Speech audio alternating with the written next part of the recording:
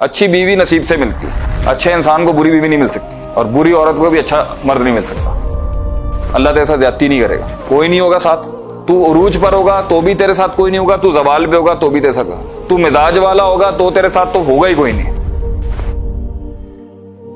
एक ही चीज है जो तुझे सुकून दे सकती है, तवक्कुल। तू अल्लाह से अच्छा गुमान रख, वो काम सही करते रहे कि तेरी तकदीर खराब ना हो। अल्लाह से बस तकदीर अच्छी होने की दुआ करता रहे। हमारी वर्कशॉपों और हमारे इल्म से तुझे ये पता चल सकता है कि क्या हो सकता है और क्या नहीं होगा। वर्स्ट कैलकुलेट कर ले क्या होगा। मैं तुझे सबसे वर्स्ट बता देता हूँ क्या होगा। कोई नहीं होगा साथ।